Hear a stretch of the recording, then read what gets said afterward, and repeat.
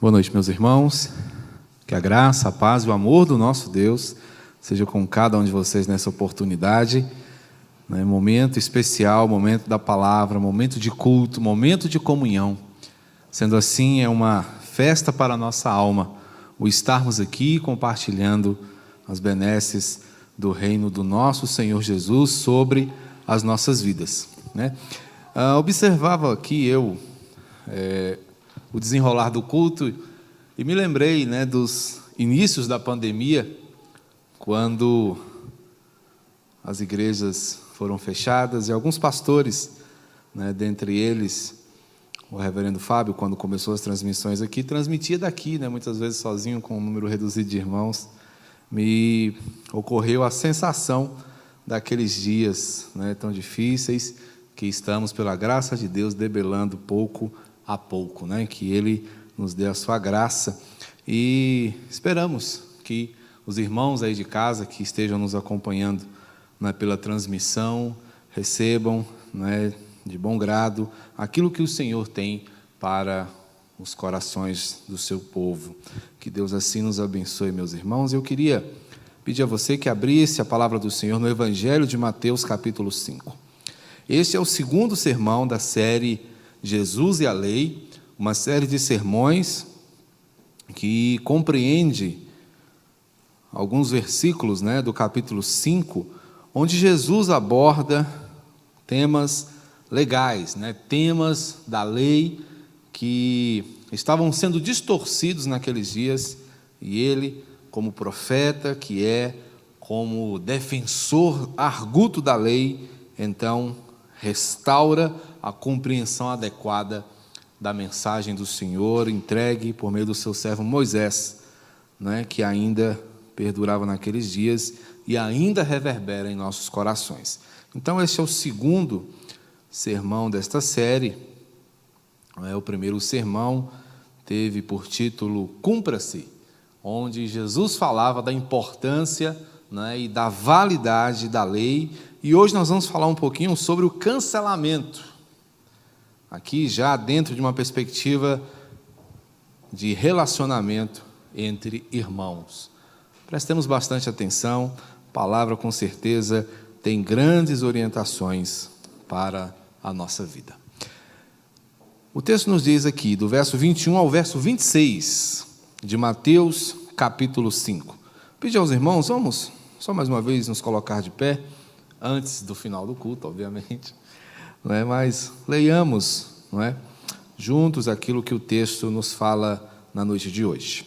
Ouviste que foi dito aos antigos, não matarás, e quem matar estará sujeito a julgamento.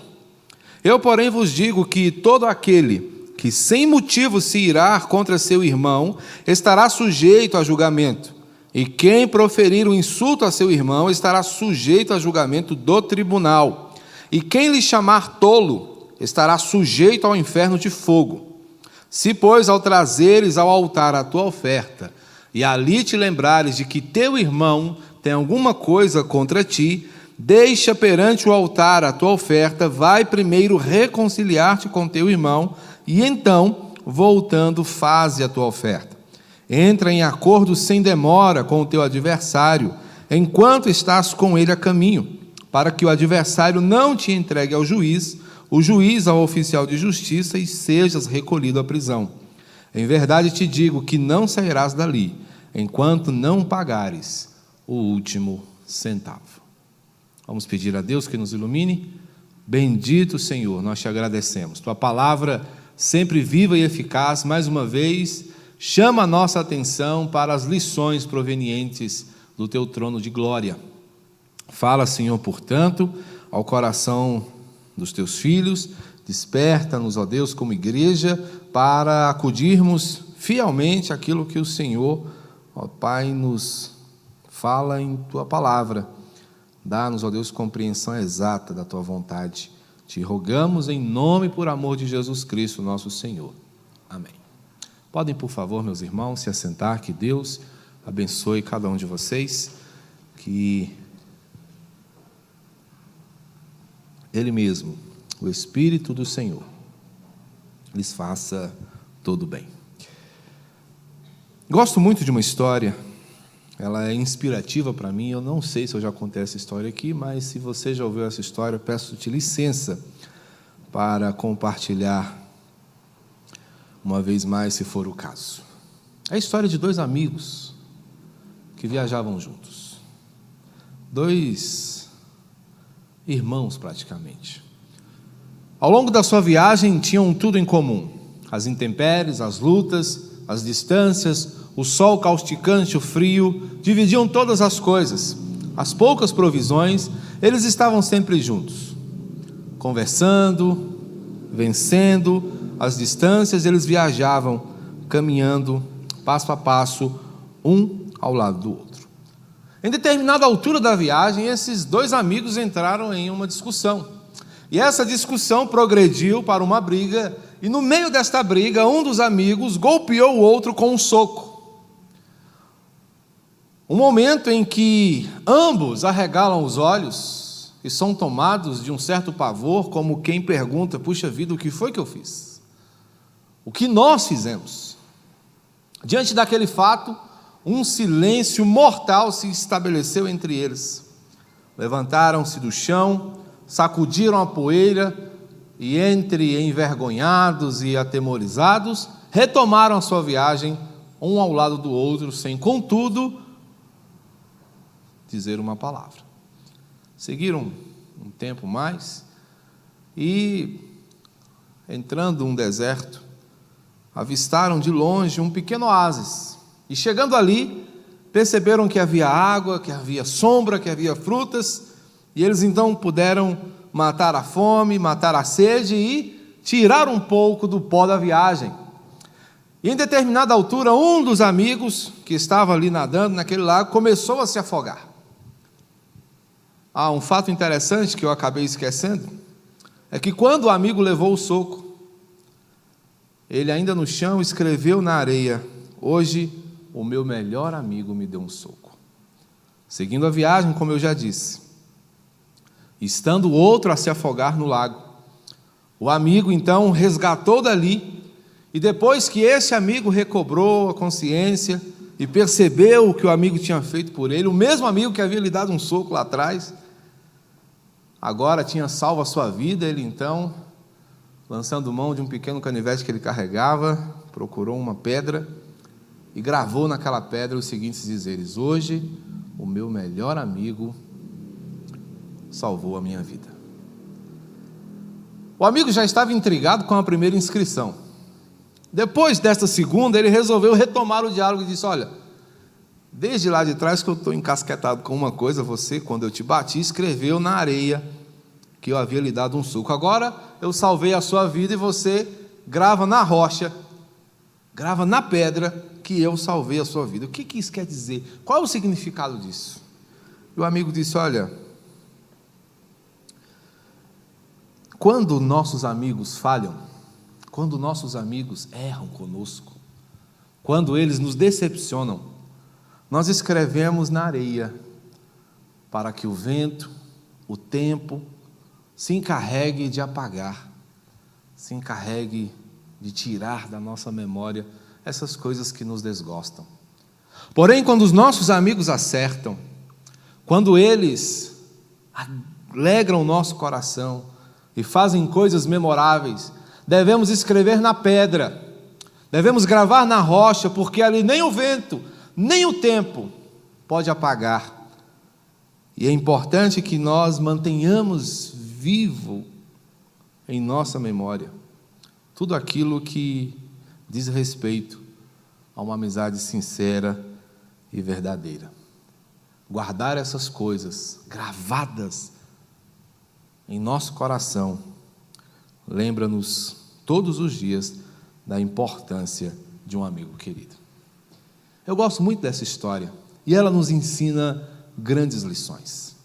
Jesus igualmente está aqui aproveitando uma situação já estabelecida para dar uma lição às pessoas. Naqueles dias, como nós introduzimos na semana passada, haviam adições à lei. Haviam interpretações superficiais, interpretações tão superficiais que muitas vezes eram meramente literais, onde se preocupava apenas em cumprir friamente a lei, sem entender o seu significado e a vontade do Senhor premente naquela lei estabelecida e dada ao povo. Jesus diz: olha, vocês têm ouvido por aí, não mate, porque se você matar, você será julgado, e se você for julgado, você será preso, você arcará com as consequências, com o rigor da lei. Só que Jesus diz: olha, eu porém digo mais, não basta que você não mate, não basta que você não fira o seu irmão, mas é importante que você considere algumas coisas mais. É importante que você considere o significado profundo dessas verdades. Irmãos, nós temos visto nos dias de hoje uma cultura horrenda, a cultura do cancelamento. O BBB 21 tem nos apresentado o horror dessa cultura que está entranhada na nossa sociedade, no mundo como um todo. Pessoas sendo canceladas no Twitter, no Facebook, no Instagram, na vida particular. Estamos com muita facilidade cancelando as pessoas, anulando-as em nosso coração. E Jesus está exatamente fazendo aqui uma campanha de ensinamento acerca do cancelamento, como sendo ele contrário à vontade do nosso Senhor. Portanto, o que Jesus vai dizer aqui é o seguinte: quando nós lemos, quando nós lembramos da lei do Senhor que diz que não devemos matar, que não devemos tirar a vida do nosso irmão, o que o Senhor está falando não é apenas que nós evitemos o homicídio, mas é que nós não cultivemos o ódio que fatalmente levará a cometermos um assassinato em nosso coração. Portanto, o que Jesus quer dizer quando ele fala não matarás, ele está dizendo: não cancele o seu irmão. Não cancele o seu irmão no seu coração, pois o cancelamento do seu irmão significa necessariamente o cancelamento do amor. Quando você cancela alguém, você está admitindo que o seu coração cancelou a capacidade de amar, que o seu coração cancelou a disposição de fazer o bem por alguém. Olha só como é interessante as palavras de Jesus: eu porém vos digo que todo aquele que sem motivo se irar contra seu irmão estará sujeito a julgamento, e quem proferir um insulto a seu irmão estará sujeito a julgamento do tribunal, e quem lhe chamar tolo estará sujeito ao inferno de fogo. Os judeus, eles tinham uma estilística na maneira de apregoar seus ensinos chamada de gradação, que é colocar as palavras de modo que as palavras subsequentes apresentem uma crescente na intensidade do seu significado. Percebam que Jesus coloca a ira aqui em 3 momentos. Todo aquele que sem motivo se irar contra seu irmão está sujeito a julgamento, e quem proferir um insulto ao seu irmão estará sujeito ao julgamento do tribunal, e quem lhe chamar tolo. Percebam que a coisa vai ficando pior, percebam que a coisa vai ganhando um contorno cada vez mais profundo. Quando Jesus pensa em ira, ele está falando, por exemplo, daquela ira que se acende no nosso coração, é muito corriqueiro, é muito comum, não é? Até mesmo aqueles que têm sangue de barata podem em algum momento, não é, explodir, podem em algum momento estourar, gritar, esbravejar. Esse tipo de ira, não é, dependendo da situação, ele é pecaminoso. Mas existe uma ira como essa que é como um fogo de palha que se acende, aquele fogo, mas de repente tudo se resolve e as coisas voltam à sua normalidade. Não é desse tipo de ira que Jesus está falando. Jesus está falando de uma ira mais intensa. Existiam 2 palavras, né, na língua grega para definir esses tipos de ira, né? Essa primeira ira que eu falei para vocês aqui, ela é oriunda da palavra zumos, que é essa ira, né, crescente e passageira, que logo acaba e que não deixa resquícios. Mas existia um outro tipo de palavra que definia a ira, né, que é orgue, que vai nos mostrar que Jesus está aqui apontando para uma ira cultivada, para uma ira crescente, para uma ira que vai desembocar no rancor. É contra esse tipo de ira que Jesus está se posicionando aqui, porque esta ira vai também culminar no desprezo. E o que Jesus está nos orientando a não fazer é exatamente cultivar desprezo no coração por quem quer que seja, notadamente sobre os nossos irmãos, notadamente sobre aqueles que nos são caros. Porque percebam, as pessoas que nós costumamos cancelar, anular em nosso coração, são exatamente aquelas que têm uma história, são aquelas que participaram de forma profunda da nossa vida e que em determinada situação, por algum contexto, nós acabamos por anular e cessar o relacionamento como um todo. Mas Jesus vem nos dizer: não cancele seu irmão, porque ao cancelá-lo você estará cancelando o amor. Você estará abrindo mão de cumprir o mandamento que Ele mesmo estabeleceu para nós, que é de amarmos uns aos outros. É interessante porque na cultura judaica a gente percebe a intensidade dessas coisas. As palavras, os termos que eles usam, possuem muito significado. E o desprezo, ele vinha acompanhado da significação de uma palavra chamada raca. Quando alguém dizia para alguém raca, estava dizendo: eu te desprezo, eu não te suporto, eu não quero nada com você, não quero estar perto de você, não quero conversar com você, não quero nada que me lembre você. É o total desprezo. É considerar a pessoa como um nada. É o cancelamento, irmãos, em termos atuais. É você olhar para uma determinada pessoa e não ver nela significado, não considerar a história, não considerar a importância, nem a relação que vocês tiveram. Quando alguém diz raca, está dizendo: não encosta em mim, eu tenho nojo de você, eu te desprezo, eu te abomino completamente. E não acabou, a coisa ainda cresce mais. Existe uma outra palavra para essas atitudes: morós, que era a ideia de reconhecer alguém como sendo um nécio moral. E aqui a gente vai perceber que quando alguém despreza alguém com a significação e a propriedade desta palavra, nós vemos exatamente a postura de alguém que não apenas desconsidera aquela pessoa, mas desconstrói o seu caráter diante da sociedade. É a infâmia, é a difamação, atitudes que são completamente inversas ao amor. Não cancele o seu irmão, para que não seja cancelado da sua vida o amor, para que você não incorra no risco da condenação. Quando Jesus diz: olha, quem chamar tolo o seu irmão estará sujeito ao inferno de fogo. O que era esse inferno de fogo? Aqui a palavra para inferno de fogo é Geena, que traduzimos normalmente como inferno. O inferno, para onde a gente manda muitas vezes aqueles que torram a nossa paciência. Vai para o inferno. Mas isso tinha um significado muito profundo. Perto de Jerusalém existia o vale de Rinom. Esse vale foi inaugurado por Acaz, o rei Acaz. O rei Acaz era adorador do deus Moloque. O deus Moloque era um deus crudelíssimo, horrendo, que exigia sacrifícios de crianças. Como esses sacrifícios eram feitos? Percebam, uma grande estátua feita de bronze, que na verdade era uma grande fornalha em forma de um deus, em forma de uma divindade, que tinha as suas mãos estendidas. Essa fornalha era acesa para que ela superaquecesse. E pasmem, as crianças eram depositadas naquelas mãos de bronze incandescente para serem ofertadas a Moloque.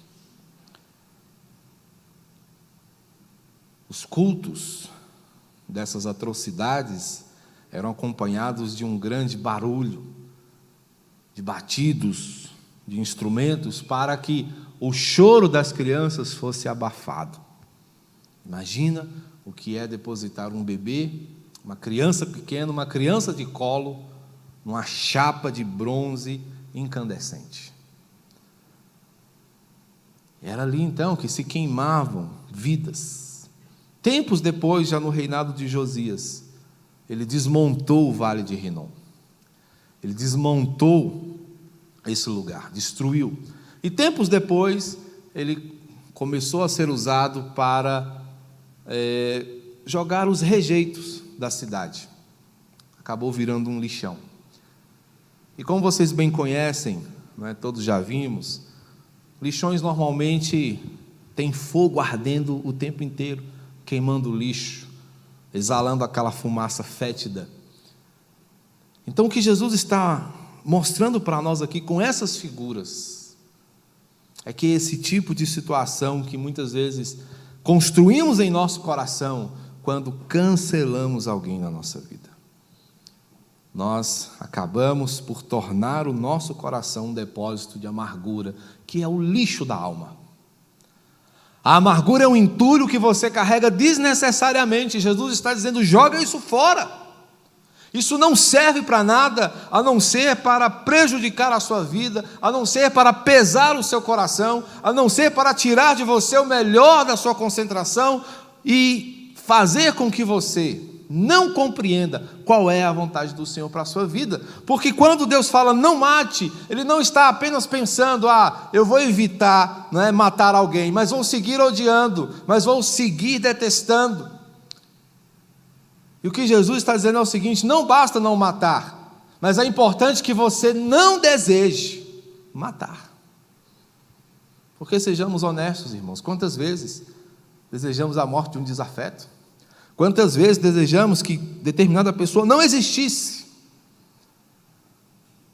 E por mais que nós estejamos impedidos pela lei de fazê-lo, muitas vezes o nosso coração já cometeu esse homicídio, anulando uma vida de nossa memória, de nosso coração, de nosso amor. Não cancele seu irmão, porque cancelá-lo significa cancelar o amor. Não torne o seu coração um depósito de amargura. Não cancele o seu irmão, porque cancelá-lo também significa o cancelamento do seu culto. Cancelar alguém significa cancelar a adoração. Depois de dar essa aula de significados, Jesus diz: olha, se pois, verso 23, ao trazeres ao altar tua oferta e ali te lembrares de que teu irmão tem alguma coisa contra ti, deixa perante o altar a tua oferta, vai primeiro reconciliar-te com teu irmão e então, voltando, faz a tua oferta. Vimos aqui hoje de manhã como é que funcionava, né? A oferta.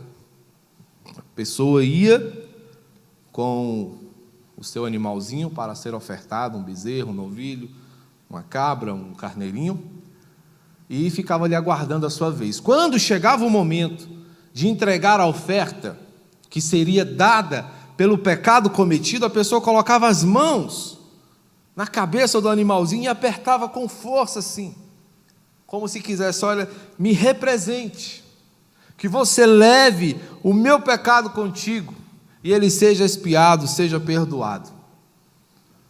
Jesus diz: olha, quando você chegar nesse momento, que estiver ali para entregar a sua oferta, e você pensar: puxa vida, esse animalzinho vai representar o meu sacrifício. Mas como ele vai representar esse sacrifício, sendo que eu ainda tenho pendências, sendo que eu ainda tenho situações a serem resolvidas? O que Jesus está nos dizendo aqui é que a amargura impede a nossa santificação.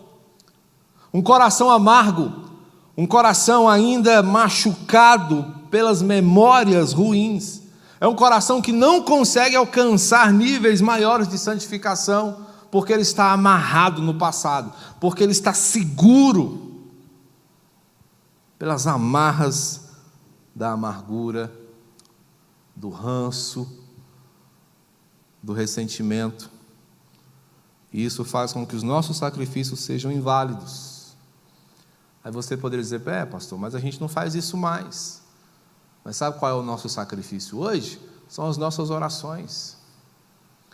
Portanto, quando o nosso coração está pela metade, nossas orações são prejudicadas, nossas orações não são ouvidas, nossas orações não são respondidas, nossos cultos se tornam sem sentido, porque estamos nos relacionando com um Deus santo, sem, contudo, considerar todos os aspectos da sua santidade. Portanto, essas cobranças, essas pendências, elas são exigidas e precisamos resolver. O que Jesus então vai nos dizer, meus irmãos, é que nós devemos procurar acertar os ponteiros com aqueles, né, com quem falhamos ou que falharam conosco. Jesus diz: olha, não siga a sua vida sem um conserto. O que é interessante, irmãos, porque qual é o significado disso? Qual é o sentido, né, que Jesus está querendo apresentar quando ele fala de deixar a oferta lá, né, de deixar o sacrifício e voltar para consertar uma situação com alguém? É muito interessante porque a mudança de um coração convertido implica restituição. Então, qual era a perspectiva da lei? Se alguém roubou, não bastava que ele parasse de roubar, ele precisava devolver. Lembra de Zaqueu? Que enriqueceu às custas de cobranças de impostos indevidos? Quando ele entende o que Jesus faz na sua vida, qual é a atitude dele? Olha, eu vou mudar de vida, mas vou fazer mais, Senhor, eu vou devolver. E como eu sei que eu roubei muito, eu vou devolver logo 4 vezes mais, para que ninguém fique no prejuízo. É isso que significa conserto. Portanto, o que o Senhor está dizendo é o seguinte: se você tem uma demanda com alguém, não basta que você siga por aí dizendo: não, eu não tenho nada contra. É preciso que você chegue lá e fale para ele: eu não tenho nada contra você. Você não tem mais nada contra mim. Você não me deve mais nada. É preciso que haja esse conserto, é preciso que haja essa mudança. Não basta parar de mentir, é preciso começar a falar a verdade. Não basta deixar de ser infiel, é preciso começar a praticar a fidelidade. Então a mudança implica nisso, numa mudança de trajetória, uma mudança de curso. Se você ia nessa direção, é preciso que você vá na outra, se você quer de fato demonstrar que mudou. É o conserto da alma, porque a reconciliação vai viabilizar a nossa adoração, o nosso relacionamento com Deus. Jesus vai falar disso mais um pouco, lá no capítulo 6, quando ele dá o modelo de oração. E o que ele diz lá no verso 14 do capítulo 6 de Mateus? Se perdoardes aos homens as suas ofensas, também vosso Pai vos perdoará as ofensas. Mas se não perdoardes, tampouco. Então percebam como é sério esse negócio de nós caminharmos dentro de uma perspectiva de acordo. Obviamente, irmãos, que não é baratear o perdão, não é perdoar de qualquer jeito, é sentar, é conversar, é perdoar, é pedir perdão, é não cancelar o outro em nosso coração, para que o nosso culto não seja cancelado, para que a nossa adoração não seja inviabilizada. Portanto, o conselho de Jesus é esse: não construa barreiras que impeçam a sua adoração. Todas as vezes que você cultiva mágoa, todas as vezes que você permite que rancores permaneçam no seu coração, você está assentando um tijolo que vai constituir uma grande barreira, uma grande parede na sua relação com Deus, que vai prejudicar suas orações, que vai prejudicar sua adoração, que vai impedir que você tenha um relacionamento íntimo com Deus. E a gente muitas vezes pede avivamento, mas como vai acontecer um avivamento se não há mudança dentro de nós? Como nós vamos ver um avivamento na cidade se não há um avivamento dentro de nós? Como nós vamos ver um avivamento no Brasil se não há uma mudança dentro de nós? Importante, irmãos, que derrubemos as barreiras construídas pela mágoa, construídas pelo rancor, construídas pelo ranço, e muitas vezes fortalecidas pela lacração, pelo cancelamento. Não cancele seu irmão, para que o seu culto não seja anulado. Não cancele seu irmão, para que você não veja cancelado em seu coração o amor, para que você não experimente em sua alma o cancelamento do culto, Mas também, não cancele o seu irmão, para que você não tenha cancelado a sua paz. A paz é uma das coisas mais caras que nós temos. A paz é preciosa, e Jesus ainda nos ensina sobre o valor que ela tem, quando ele diz: entra em acordo sem demora com o teu adversário, enquanto estás com ele a caminho, para que o adversário não te entregue ao juiz, o juiz ao oficial de justiça, e então sejas recolhido à prisão. Em verdade te digo que não sairás dali, enquanto não pagares o último centavo. O que Jesus está dizendo é o seguinte: não espere chegar o dia da execução, resolva antes. Não deixe a coisa piorar, não perca a oportunidade de resolver. É triste a gente pensar que grandes pendências muitas vezes foram oriundas de pequenos desentendimentos. Às vezes uma discussão tola se torna a razão de um divórcio. Apenas a briga pela prevalência de uma opinião é a causa da separação e do fim de uma grande amizade. Tudo isso acontece porque muitas vezes somos morosos, somos procrastinadores, e vamos deixando para amanhã. Não, amanhã eu faço, não, depois da manhã, semana que vem, não, espera um dia melhor, e a gente não resolve, e a coisa vai se amontoando, e vai ficando difícil, e vai se agigantando. Quando chega o dia de resolver, tem uma pilha que você, só de olhar, desfalece, e aí fica mais difícil. A sujeira que você joga para debaixo do tapete pode dar bicho, pode feder, pode ficar pior. Então não deixe piorar, evite maiores problemas. O que Jesus está dizendo aqui é algo muito interessante. Não espere o seu irmão te executar, não espere o teu irmão levar às últimas consequências. Interessante que Jesus está dizendo o seguinte: ó, se você bater o carro, chama o outro para conversar, resolve ele mesmo, não chama a polícia não, porque vai piorar. Claro que resguardadas as devidas proporções, mas é melhor que você procure resolver antes que a coisa ganhe contornos oficiais, antes que a coisa se torne mais difícil, antes que o caldo entorne, antes que o leite derrame, antes que o arroz queime. Resolva.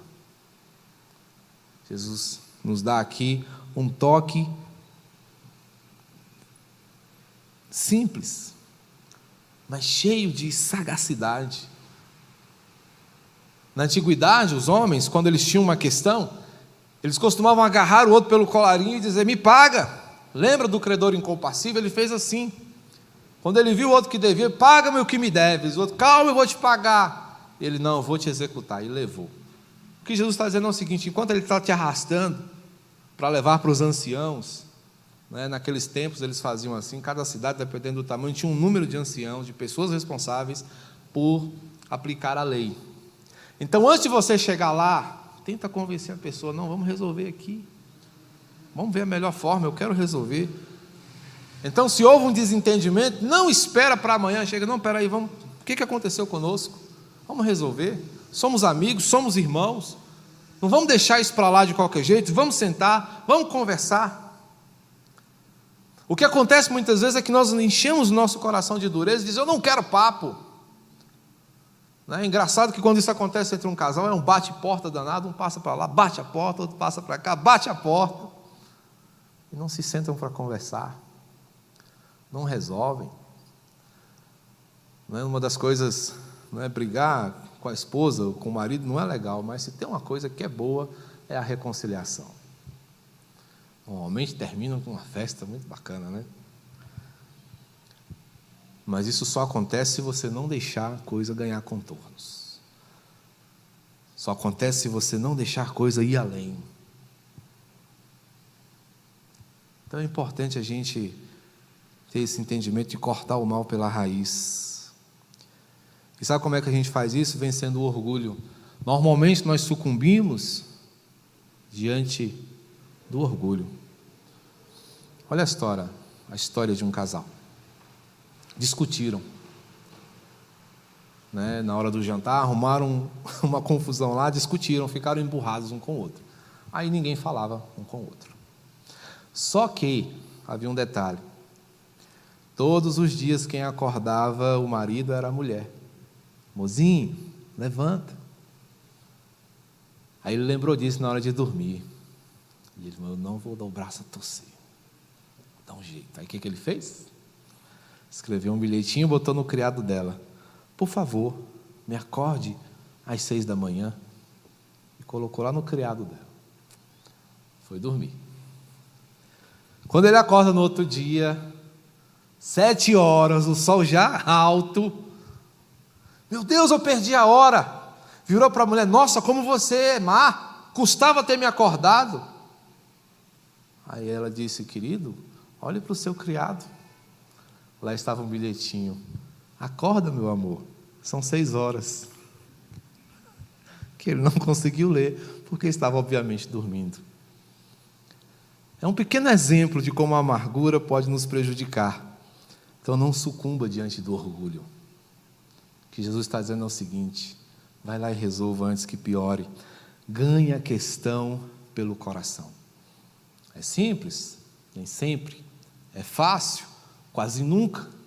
Mas é o melhor caminho. É a melhor maneira para que a sua vida não vire um inferno. Não torne, por causa do orgulho, por causa da amargura, a sua vida um inferno. Não dificulte o que já é muito difícil. Não prejudique o que já te dá muito trabalho. Não cancele seu irmão, não cancele sua esposa, não cancele seu marido, não cancele ninguém. Porque ao cancelar alguém, você está cancelando o amor e você foi chamado para amar. Ao cancelar alguém, você está cancelando a sua adoração e você foi chamado para adorar. Ao cancelar alguém, você está cancelando a sua paz. A paz que Cristo morreu para te dar. Portanto, se você entende que Cristo te deu as melhores coisas, não permita que coisas como a amargura, o ressentimento roubem de você. Não mate o seu irmão no seu coração. Faça de tudo para que você seja um dispenseiro de bons relacionamentos. Amém? Que Deus te abençoe e que você seja marcado e reconhecido pela doçura no seu caminhar, no seu viver e no modo como você desenvolve suas relações. Vamos orar? Deus santo e amado, nós te louvamos, agradecidos pelo teu cuidado sobre nós. Abençoa-nos, ó Deus, enquanto caminhamos juntos. Relacionamentos são desafiadores, mas, ó Deus, é exatamente porque eles nos desafiam que o Senhor nos deixa instruções eternas. É porque somos inábeis em nos relacionar que o Senhor estabelece princípios para que possamos seguir. Portanto, meu Deus, nos ajuda para que não sejamos canceladores, para que não sejamos anuladores do amor, não sejamos anuladores do culto e não sejamos anuladores da paz. Ajuda-nos, ó Deus, para que cada um dos nossos relacionamentos glorifique o teu nome, para que os nossos ajuntamentos sempre honrem o Senhor, que é um Deus santo, justo e verdadeiro, e que se une a nós. O Senhor mesmo não nos cancelou, mas nos buscou, nos resgatou e nos trouxe para o reino da tua luz. Obrigado, Senhor, em nome de Jesus. Vamos colocar de pé, irmãos, recebamos a bênção. Que a graça de nosso Senhor e Salvador Jesus Cristo, o amor de Deus, o nosso Pai, o consolo, a orientação e o poder do Espírito sejam conosco, ajudando-nos a amar como Ele nos amou, até aquele dia em que Ele há de vir dos altos céus para buscar-nos como tua igreja, para com Ele adorarmos por todo sempre. Amém.